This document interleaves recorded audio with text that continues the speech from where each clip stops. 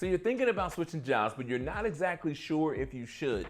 Well, you're in luck because in today's video, we're gonna talk about the top 10 things you should consider before switching jobs.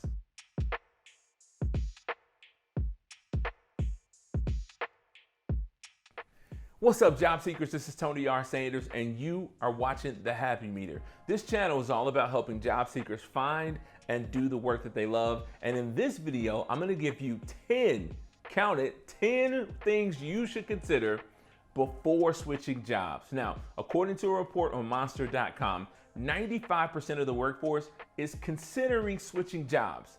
That's a huge, huge number. And if you're feeling that way, if it's been circling around in your mind, trust me, you are not alone. Most of the workforce feels this way. And so I want to help you guys make this decision by giving you 10 things you should consider before making that decision. Number one, you should consider why. Why do you really want to leave your current organization? You should also think about your answer to this, because they're gonna ask you this as you start to interview different places. I guarantee they're gonna say, why do you wanna leave your current company? So think about this. Is it poor leadership? Maybe you don't like the culture. Maybe you hit a ceiling there, but you need to find out that answer and have it prepared, not only for yourself, but also for interviews if you decide to go that route. Think about your why and why you want to leave your current company. Is it a positive thing? Is it something that maybe could be fixed? Think about your why.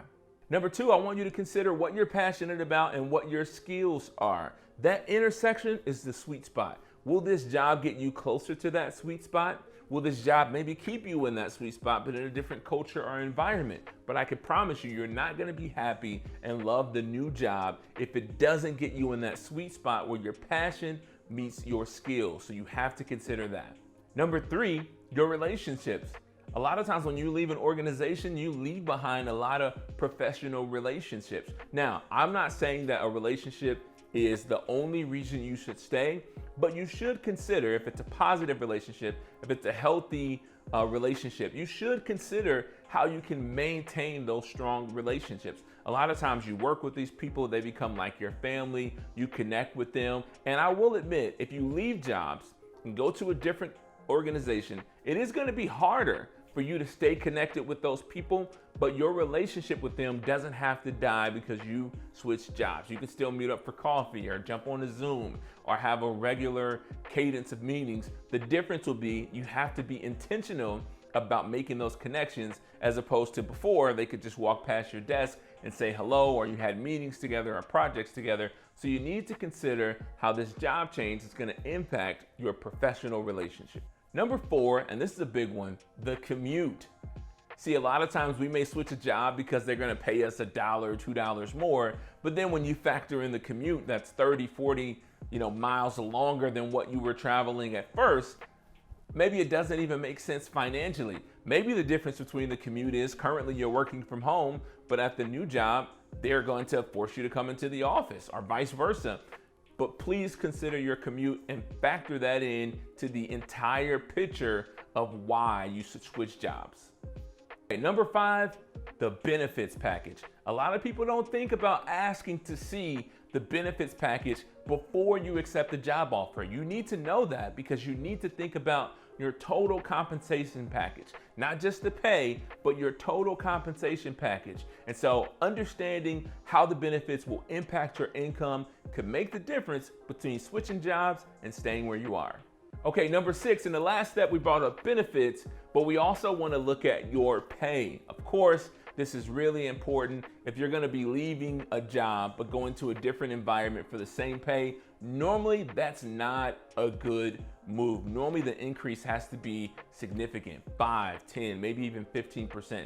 The reason why is when you're in this environment, you have a set pay, you're on a pay scale, but you also have tenure. You understand the environment, you understand the leaderships and the rules there, and you understand how the business works. When you switch, you lose a lot of that. And sometimes it's worth it, right? Maybe it's a culture thing. Maybe your current work environment is toxic, but you need to consider all of those things as it relates to your pay before you switch jobs. Okay, number seven, opportunity for career advancement. Listen, I know that there are a lot of places where they make you wait in line, right? You can't move forward, or other places in the company, until this person decides that they don't want to be here anymore. That's no fun. Even if you don't want to move forward, a clear path of advancement should be there. And so as you're going through your interview process, talk to the recruiter about how often they hire from within and how often they promote from within. Talk to them about what they do to develop people to get them ready for future opportunities within the organization. If you don't have the opportunity for career advancement, maybe you don't even want to take advantage of it right now, but maybe in 2 years you will. If you don't even have the opportunity, it's less likely that you're gonna love working at this place. Now, I hope you're enjoying this video so far. We do have 3 more tips to go through, but tell me, are you considering switching jobs? Comment yes or no in the comment section below. I would love to hear from you. Okay, let's move on to number 8. Long-term goals. What is your long-term career path? And I don't care if long-term to you is the next 3 to 5 years, or maybe you already know the next 20 years, right? Maybe you're that far advanced. I'm not, but maybe you are.